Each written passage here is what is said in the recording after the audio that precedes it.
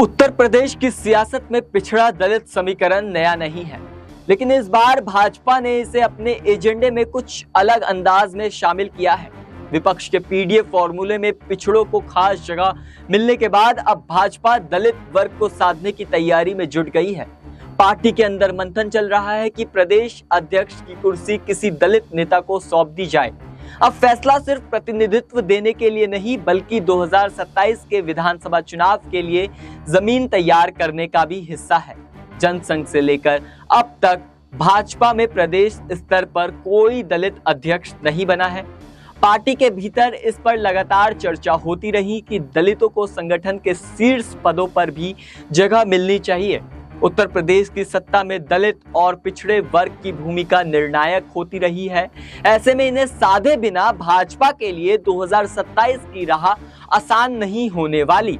हाल ही में जिला अध्यक्षों के चयन में पिछड़े वर्ग को भरपूर प्रतिनिधित्व देकर भाजपा ने अपनी मंशा साफ कर दी थी, लेकिन दलित वर्ग की भागीदारी अपेक्षाकृत कम रही। अब इस कमी को प्रदेश अध्यक्ष की कुर्सी पर दलित चेहरा बिठाकर पूरा करने की योजना बनाई जा रही है। सूत्रों की माने तो भाजपा दलित के बीच यह संदेश देना चाहती है कि पार्टी में उनकी अहमियत सिर्फ वोट तक सीमित नहीं, बल्कि संघ से लेकर अब तक भाजपा ने राष्ट्रीय स्तर पर सिर्फ बंगारू लक्ष्मण को दलित अध्यक्ष बनाया था, लेकिन प्रदेश स्तर पर ऐसा कोई उदाहरण नहीं है। इस बार यूपी में नया प्रयोग कर भाजपा अपने दलित वोटरों को यह भरोसा दिलाना चाहती है कि सिर्फ चुनावी आंकड़ों का हिस्सा नहीं है, बल्कि पार्टी की मुख्य धारा का भी अहम अंग है।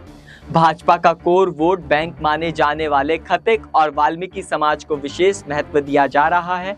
हालांकि दलित समुदाय की कुछ अन्य जातियां समय समय पर एक दूसरे राजनीतिक दलों की ओर झुकती रही हैं, लेकिन ये दोनों जातियां भाजपा के साथ मजबूती से खड़ी रही और हिंदुत्व समर्थक भी रही हैं। ऐसे में भाजपा इन्हें और गहराई से जोड़ने की कोशिश कर रही है। राजनीतिक विश्लेषकों का मानना है कि बसपा की कमजोर होती पकड़ को देखते हुए मायावती दलित वोट बैंक को दोबारा संगठित करने में जुटी है। दूसरी ओर आजाद समाज पार्टी के प्रमुख चंद्रशेखर भी दलित युवाओं के बीच तेजी से पकड़ बना रहे हैं।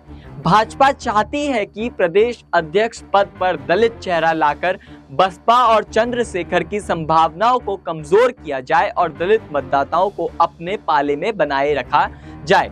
अब सवाल यह है कि भाजपा का दलित चेहरा कौन होगा। सूत्रों के अनुसार पार्टी ऐसे नामों पर विचार कर रही है कि जिनकी पृष्ठभूमि संघ से जुड़ी हो और जिनके पास संगठन चलाने का अनुभव भी हो। इससे संघ की सहमति लेने में आसानी होगी और भाजपा के परंपरागत समीकरण भी प्रभावित नहीं होंगे।